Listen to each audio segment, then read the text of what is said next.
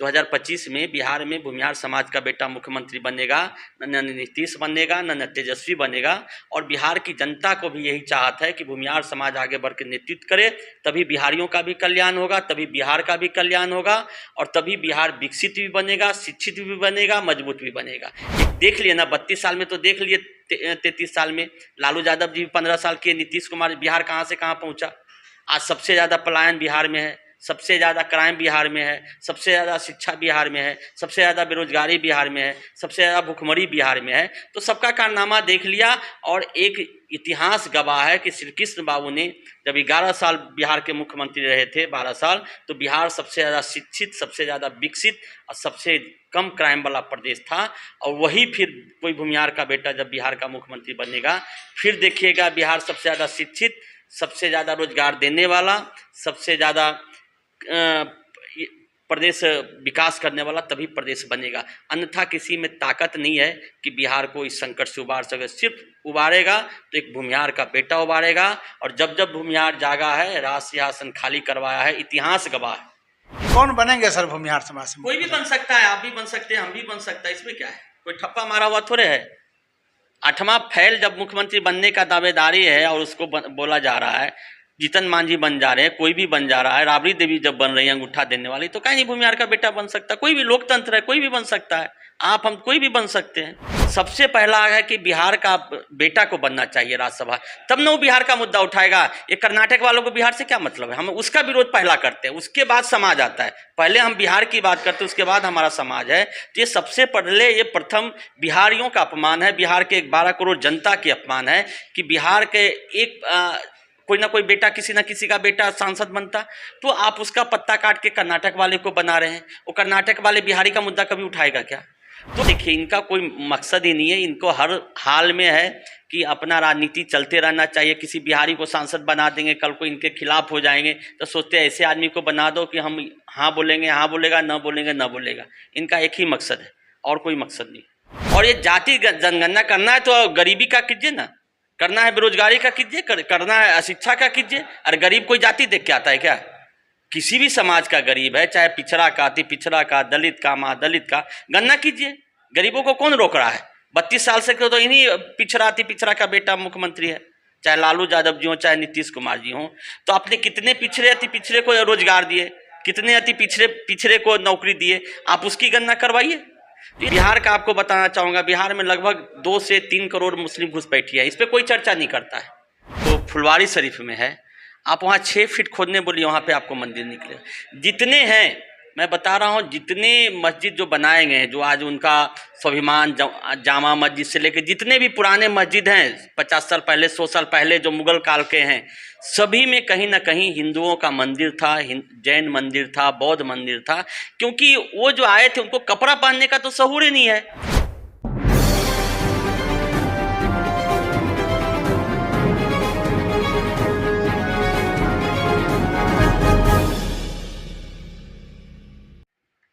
नमस्कार, आप देख रहे हैं नया बिहार न्यूज़। मैं अमित विक्रम। आज हमारे सामने बैठे हैं सामाजिक कार्यकर्ता हैं, और लगातार समाज में जो घट रहा है, खासकर हिंदुओं के साथ जो अत्याचार होता है, उस पर लगातार सरकार को कटघरे में खड़ा करते हैं विवेक शर्मा जी। अखिल राष्ट्रीय जनतंत्र पार्टी के राष्ट्रीय अध्यक्ष हैं, ब्रह्मर्षि स्वाभिमान मंच से भी जुड़े हुए हैं, और हिंदुत्व की बात सिर्फ करते नहीं हैं, हिंदुत्व के लिए लड़ते भी हैं।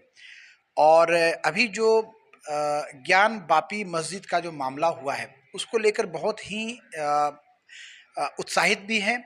और कहीं ना कहीं जो सरकार का जो स्टेप रहा है, पूर्व की सरकारों का जो स्टेप रहा है हिंदुओं को धोखा देने का, उस पर इन्होंने अपनी नाराज़गी भी जाहिर कर रहे हैं कि आज जो ये सब चीज़ें हो रही हैं, ये पूर्व में होना चाहिए। काशी मथुरा की जो चर्चा हो रही है, उस पर भी ये अपने विचारों को आज हमारे बीच में रखेंगे। साथ ही साथ राज्यसभा में किंग महेंद्र का जो सीट था, जो भूमिहार समाज का सीट था, उस सीट को जदयू ने समाप्त किया, और वहाँ पे एक ऐसे व्यक्ति को भेजा है जो सामाजिक व्यक्ति नहीं है। पार्टी के लिए वो निश्चित तौर पे अनिल मतलब जो जदयू के जो उम्मीदवार हैं, वो पार्टी के लेवल पे क्या काम कर रहे हैं, लेकिन भूमिहारों के साथ जो धोखा हुआ है उस पर ये अपने विचारों को रखेंगे। तो सर सबसे पहले सर नया बिहार न्यूज़ में आपका स्वागत है। धन्यवाद, नमस्कार। सर सबसे पहला जो सवाल हम आपसे करना चाहते हैं और हमारा सवाल है वो है कि ज्ञान वापी मस्जिद में जो कल सर्वे हुआ और एक न्यूज़ बहुत तेज़ी से फ्लैश किया, वो है कि 12 फीट का शिवलिंग मिला है ज्ञान वापी मस्जिद में, और वो जो शिवलिंग था वो ऐसी जगह पे रखा गया था जहां मुस्लिम समाज के लोग अपना कुल्ला फेंकते हैं, हाथ पैर धोते हैं, वुजू करते हैं। तो ये सर क्या है, इसका क्या मतलब है सर? देखिए, ये हमारे हिंदुस्तान के लिए, हिंदुओं के लिए कल का दिन बहुत गर्व की बात है। और आपको बताना चाहूँगा, ऐसे हजारों जगह हैं आज जहाँ हम लोग बैठे हुए हैं। बिहार का मैं आपको एक एग्जाम्पल देना चाहूँ, जो आपको फुलवारी शरीफ में है। आप वहाँ 6 फीट खोदने बोलिए, वहाँ पे आपको मंदिर निकले। जितने हैं, मैं बता रहा हूँ, जितने मस्जिद जो बनाए गए हैं, जो आज उनका स्वाभिमान, जामा मस्जिद से लेकर जितने भी पुराने मस्जिद हैं 50 साल पहले, 100 साल पहले जो मुगल काल के हैं, सभी में कहीं ना कहीं हिंदुओं का मंदिर था, जैन मंदिर था, बौद्ध मंदिर था। क्योंकि वो जो आए थे उनको कपड़ा पहनने का तो शऊर ही नहीं है। आज तक बताइए, जो मुगल है या जो आप मुगल को देख रहे होंगे, जो यहाँ पे मुगल के हिंदुस्तान में अवैध संतान है, उनको कपड़ा तो पहनने तक नहीं आया। वो मंदिर और कहाँ से मस्जिद बनाएंगे, कहाँ से उनका काशी करेंगे? तो ये जितने किए हैं, हमारा था, हिंदुओं का था, उसी को तोड़कर, तलवार के नोक पे डराकर आक्रांता जो आए, उसी को तोड़कर अपना ऊपर में जो है ना, जैसे होता है ना कि रंग रोगन चढ़ा दिया गया, रंग रोगन चढ़ा के अपना मस्जिद घोषित कर दिया। और मैं बताना चाहूँगा कि देखिए, अभी हिंदुओं में थोड़ा सा जागृत आया है।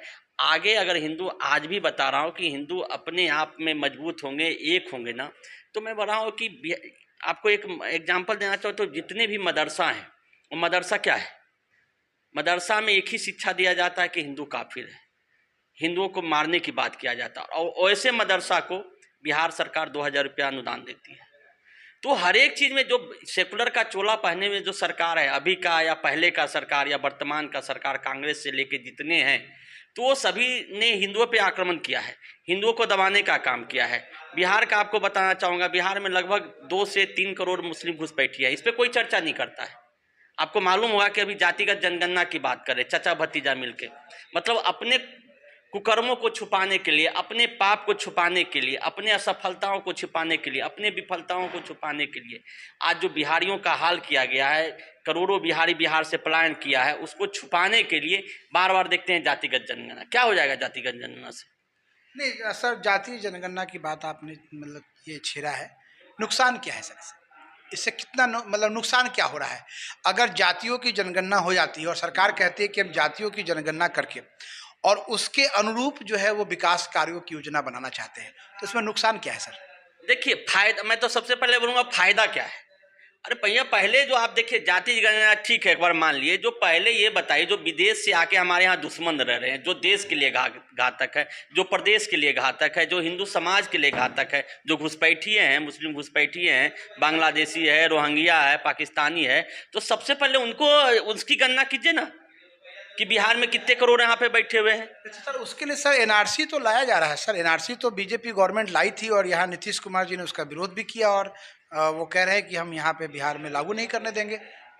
वही तो बोल रहा हूँ ना, नीतीश जी विरोध कर रहे हैं, इसका लालू यादव जी के पार्टी विरोध कर रहे हैं, सभी ने विरोध किया है।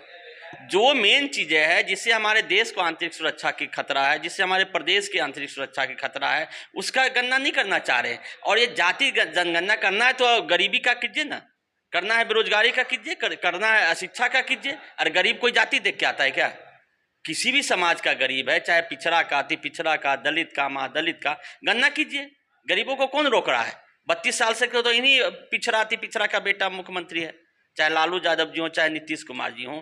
तो आपने कितने पिछड़े, अति पिछड़े को रोजगार दिए, कितने अति पिछड़े को नौकरी दिए, आप उसकी गणना करवाइए। तो ये देखिए, ये अपने कुकर्मों को, अपने पाप जो ढकने के लिए, चाहे लालू यादव जी का हो, चाहे तेजस्वी यादव जी का हो, अपने जो बाप और माँ उनके कुकर्म किए हैं ना, बिहारियों के साथ अत्याचार किए हैं ना, उसको छुपाने के लिए, और नीतीश कुमार जी ने जो 16-17 साल में कुकर्म किए हैं, बिहारियों को जो बर्बाद किए हैं, बर्बादे ये सनम का जो उनको खिताब मिल रहा है, उसको छुपाने के लिए बार बार काट का हांडी चढ़ाया जा रहा है। ये जातिगत जनगणना, जातिगत आरक्षण, जातिगत पंचायत, ये सब अपने पाप को छुपाने के लिए।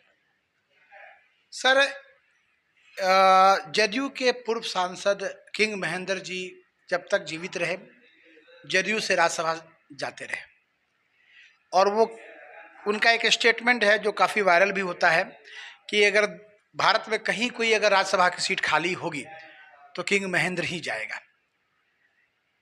आज उनकी सीट को जदयू ने दूसरे को दे दिया। भूमिहार समाज की वो सीट मानी जाती थी। किंग महेंद्र भूमिहार समाज से आते थे और लंबे समय तक उन्होंने प्रतिनिधित्व किया राज्यसभा में भूमिहार जाति का। वो सीट अब अनिल हेगड़े जी को दे दिया गया है। देखिए, क्या कहना है इसके बारे में? ये भूमिहार समाज का अपमान नहीं है, पूरे बिहारियों का अपमान है। आप चुनाव लड़ते हैं बिहार में, आपका विधायक है बिहार का, आप कर्नाटक में एक विधायक इनका बता दीजिए। ये पूरे बिहारियों का है, 11-12 करोड़ बिहारियों का अपमान है कि बिहार का पब्लिक वोट देता है, बिहार के लोग विधायक बनाते हैं, और जब सांसद की बात होता है, चाहे लालू यादव जी को देखते होंगे, चाहे भाजपा, कोई भी पार्टी हो, हमारा ये पहला इस पे हक बिहारी का है। वो जात का छोड़िए, पहला तो जात का छोड़िए, सबसे पहला है कि बिहार का बेटा को बनना चाहिए राज्यसभा, तब न वो बिहार का मुद्दा उठाएगा। ये कर्नाटक वालों को बिहार से क्या मतलब है? हम उसका विरोध पहला करते हैं, उसके बाद समाज आता है। पहले हम बिहार की बात करते हैं, उसके बाद हमारा समाज है। तो ये सबसे पहले ये प्रथम बिहारियों का अपमान है, बिहार के 12 करोड़ जनता के अपमान है कि बिहार के एक कोई ना कोई बेटा, किसी ना किसी का बेटा सांसद बनता, तो आप उसका पत्ता काट के कर्नाटक वाले को बना रहे हैं। वो कर्नाटक वाले बिहारी का मुद्दा कभी उठाएगा क्या? तो हमें बिहारियों को ये सबक सिखाना चाहिए कि पहले पूछना चाहिए कि भैया, बिहारियों लोगों को पूछना चाहिए कि भैया वोट हमारा, पद किसी और का। ये कहाँ का नियम है? हर पार्टी में देखिएगा। लालू यादव जी इसके पहले देते रहे, कभी राम जेठमलानी जी को, कभी प्रेमचंद गुप्ता जी को, चाहे भाजपा ही देखते हैं, कभी उड़ीसा वाला को लेके आ जाते, कभी कहाँ वाला को ले आते। तो इसका विरोध बिहार के जनता को करना चाहिए कि भाई हमारा वोट है तो पद किसी और को कैसे मिलना चाहिए।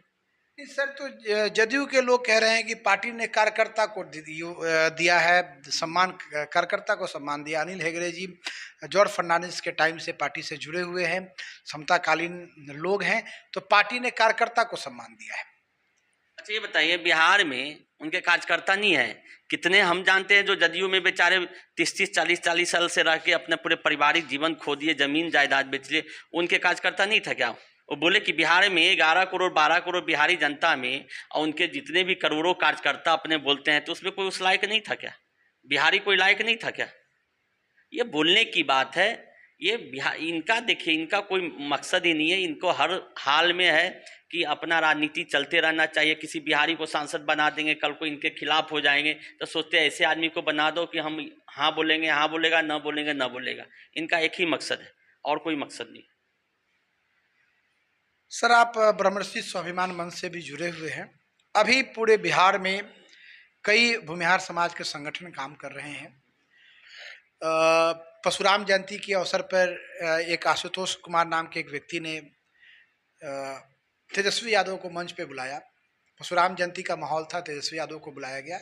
कितना सार्थक है आरजेडी? क्या भूमिहारों को मौका देगी? क्या आपको लगता है ऐसा कुछ? देखिए, वो जिस आदमी का नाम बोले वो सब, देखिए हम तो नाम ही नहीं लेते हैं, और बता रहा हूँ कि जैसा आपका तन हो, जैसे कहावत है ना कि जैसा अन्न खाएंगे वैसा मन होगा। जो जिस लायक रहता है ना, वैसे आदमी को चूज करता है। राजद का इतिहास क्या है? आए दिन देखते होंगे कि उसका जिलाध्यक्ष भूसा नहीं पहुंचाया तो उसके लिए मारा। उसके जिलाध्यक्ष, अभी देख रहे होंगे भागलपुर का एक जिलाध्यक्ष राजद का, वो चूड़ा नहीं पहुंचाया तो उसको मारपीट किया गया। आप जानते हैं कि वो तेजस्वी जी के भाई तेज प्रताप यादव है, बुलाते हैं, मारपीट करते हैं। तो जिसका जैसा संस्कार है वो ऐसा होंगे। ये भूमिहार समाज का संस्कार ही नहीं है। जो ये बोल रहे हैं ना कि राजद के साथ, कभी नहीं हो सकता है कि भूमिहार समाज राजद के साथ जाएगा। इतने दुष्कर्म, इतने अत्याचार, इतने बलात्कार, इतने अपहरण, ऐसे जिसका पूरा इतिहास भरा हुआ, उसके साथ कभी भी भूमिहार समाज। आज जाना काहे के लिए? हम किसी के साथ क्यों जाए? हमारे साथ क्यों नहीं आएगा? हमको बोलना है भैया कि हम किसी को नेता बनाए, काहे बनाए? हम खुद क्यों नहीं बनेंगे? भूमिहार समाज में क्या चीज़ की कमी है? शिक्षा में कमी है, पैसे में कमी है, बुद्धि में कमी है, तो हम काहे तेजस्वी को, काहे नीतीश को, काहे सुशील को। भूमिहार समाज खुद जग गया है। आपको बताना चाहूँगा, भूमिहार समाज 2025 में बिहार में भूमिहार समाज का बेटा मुख्यमंत्री बनेगा, न नीतीश बनेगा, न तेजस्वी बनेगा।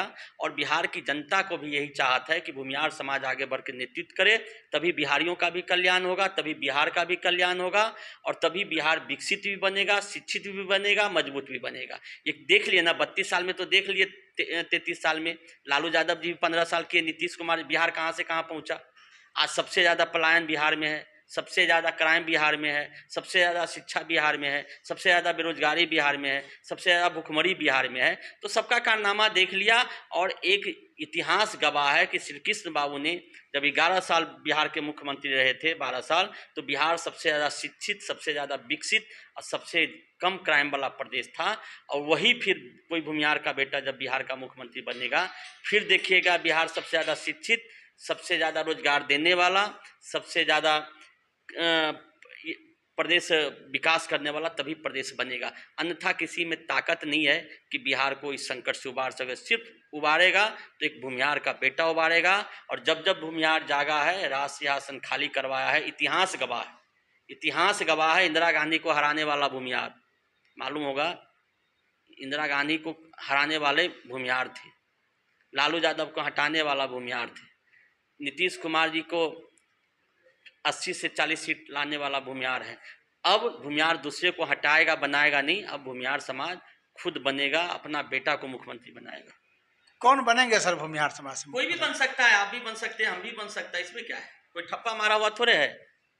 8वां फैल जब मुख्यमंत्री बनने का दावेदारी है और उसको बोला जा रहा है, जीतन मांझी बन जा रहे हैं, कोई भी बन जा रहा है, राबड़ी देवी जब बन रही है अंगूठा देने वाली, तो कहीं नहीं भूमिहार का बेटा बन सकता। कोई भी लोकतंत्र है, कोई भी बन सकता है, आप हम कोई भी बन सकते हैं, जनता जिसको चाहे। मुख्यमंत्री सर बनने के लिए कोई तो नाम आना चाहिए सर, जो लंबे समय से जनता का प्रतिनिधित्व करते आ रहे हों, जनता का विश्वास जीते हों। क्या ऐसे कोई नेता का नाम? वो देखिए, वो समाज के ऊपर छोड़िए, कर्म कर रहे हैं, बहुत लोग कर्म कर रहा है, बहुत लोग अपना काम कर रहा है, वो समाज के ऊपर छोड़िए, बिहार के जनता पे छोड़िए, भूमिहार समाज पे छोड़िए कि भूमिहार समाज किसको नेता मानता है। हम बोल रहे हैं कि हम भूमिहार समाज के ठेकेदार हैं, तो नहीं होगा ना। भूमिहार समाज पहचानता है कि हमारे लिए अच्छा कौन होगा, हमारे के लिए सही सोच वाला कौन होगा, हमें आगे कौन ले जाएगा, वो भूमिहार समाज को मालूम है। कोई अनपढ़ समाज नहीं है सर, एक कहावत कही जाती है कि भूमिहार समाज को एक करना और तराजू में मेढक तोलना दोनों बराबर है। दोनों ये भूमिहार कभी एक हो ही नहीं सकते हैं। नहीं, देखिए, भूमिहार समाज न तो मेढक है और न तो तौलने की बात है। तौला जाता है जिसका कीमत होता है, ये अनमोल चीज़ है। भूमिहार समाज अनमोल धरोहर है, ये कभी भी राष्ट्र के साथ रहा है, देश के साथ रहा है। और आप देखेंगे जहाँ जहाँ देश संकट में आता है तो भूमिहार समाज सबसे आगे होता है, अगला पैदान पे होता है। लालू यादव जी जब बिहार में कोहराम मचा रहे थे, जंगल राज था, अत्याचार था, फरन रहा था, तो एकमात्र समाज था बिहार में लड़ने वाला, भूमिहार समाज था। आज भी नीतीश कुमार जी के खिलाफ, इनके जो जितने भ्रष्टाचार और जो कुकर्म है उसके खिलाफ अगर कोई बोलने वाला है तो भूमिहार समाज का बेटा आवाज़ उठा रहा है, किसी में और ताकत नहीं है। तो भूमिहार समाज सब दिन राष्ट्र के साथ रहा है, देश के साथ रहा है। भूमिहार समाज देशभक्त है। आज तक भूमिहार समाज देश के साथ गद्दारी नहीं करता है। भूमिहार समाज स्वतंत्रता संग्राम से लेकर लालू सम्राट तक लड़ने का काम किया है। विवेक शर्मा जी क्या कर रहे हैं? सबसे बड़ा प्रश्न है कि विवेक शर्मा जी राजनीति में कितने सक्रिय हैं। कभी हिंदुत्व की आवाज़ उठाते हैं, कभी भूमिहार समाज की आवाज़ उठाते हैं। राजनीति विवेक शर्मा जी की कहाँ पर है? देखिए, हिंदुत्व हमारा विचारधारा है। हिंदुत्व की बात मतलब क्या है? हिंदुत्व में भूमिहार भी आता है, ब्राह्मण भी आता है, राजपूत भी आता है, पासवान भी आता है, हर समाज आते हैं, कहा सभी आते हैं। तो देखिए, जहाँ हम देखिए जो समाज का बोल रहे हैं, जाति का कोई लड़ाई है नहीं, हम एक साथ रहते हैं। हमारा जीवन पद्धति है कि एक के बिना दूसरे का काम नहीं चलेगा। देश को या प्रदेश को, बिहार को सबसे ज़्यादा जो खतरा है, सबसे ज़्यादा खतरा है विदेशी मुस्लिमों से, घुसपैठी मुस्लिमों से, जो कि सुरक्षा का खतरा है। तो इसीलिए हम हिंदुत्व की बात करते हैं, हिंदुत्व के सुरक्षा की बात करते हैं। और समाज में, जिस समाज में पैदा लिया, वो समाज का तो बात करेंगे ही। राजनीति सर आप मतलब क्या कर रहे हैं सर? राजनीति हमारा बिहार का है कि बिहार आगे बढ़ना चाहिए, बिहार का विकास कैसा होना चाहिए, बिहार का हिंदू कैसे सुरक्षित रहना चाहिए। हम हिंदू होकर हिंदू की बात नहीं करेंगे तो कौन करेगा? ओवैसी करेगा? ये बताइए, ओवैसी तो नहीं करेगा ना। आपका संगठन सर अखिल राष्ट्रीय जनतंत्र पार्टी जो है वो राजनीतिक पार्टी है, हाँ। राजनीतिक पार्टी है। 2019 में जो आपको लोकसभा चुनाव हुआ, 2020 में जो विधानसभा चुनाव हुआ है, इसमें आपके पार्टी का क्या परफॉर्मेंस रहा? देखिए पार्टी, देखिए कोई बच्चा है, बच्चा तो होते दौड़ नहीं पड़ता है। हम लोग देखिए जमीन से जुड़े हुए हैं, धीरे धीरे आगे बढ़ रहे हैं और इसका प्रतिफल 2024-25 में दिखेगा। हमको देखिए सर्वप्रथम देखिए चुनाव सेकेंडरी चीज होता है, समाज का विश्वास हासिल करना, लोगों का विश्वास हासिल करना। जब तक हम समाज का, ये बुद्धिजीवी समाज भूमिहार समाज है, तो जब तक हम समाज का विश्वास हासिल नहीं करेंगे तब तक चुनाव सेकेंडरी चीज होता है। और हमारा पहला कोशिश है कि समाज कैसे जागे, समाज कैसे आगे बढ़े, समाज में जो कुरीतियाँ उसको हम कैसे दूर करें। हमारा पहला फोकस वो है। राजनीति तो होते रहता है, आएगा जाएगा, राजनीति जिंदगी भर चलने वाली चीज़ है, लेकिन अगर हमारा समाज कमजोर हो जाएगा ना तो मजबूत बनाना भी। सर तो कौन सी लड़ाई लड़ रहे हैं सर? ब्रह्मर्षि स्वाभिमान मंच की लड़ाई लड़ रहे हैं या अखिल राष्ट्रीय जनतंत्र पार्टी की लड़ाई लड़ रहे हैं? देखिए यही, अगर ब्रह्मर्षि समाज जागेगा, ब्रह्मर्षि समाज मजबूत होगा तो हिंदू समाज मजबूत नहीं होगा। बिहार मजबूत नहीं हो रहा है, बिहारी है ना भाई, बिहार में भूमिहार नहीं आता है। तो अगर ब्रह्मर्षि समाज मजबूत होगा, ब्रह्मर्षि समाज शिक्षित होगा, ब्रह्मर्षि समाज का आज बता रहा हूँ एलकम कंपनी है या किंग महिंद्रा जी का कंपनी है, तो जात देख के तो नौकरी नहीं होता, हर समाज को मिलता है।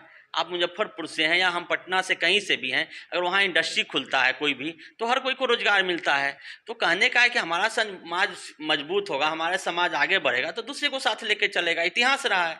आज पहले देखिए जब खेती में हम एक भूमिहार समाज 8 परिवार को रोजगार देता था, 10 परिवार को रोजगार देता था।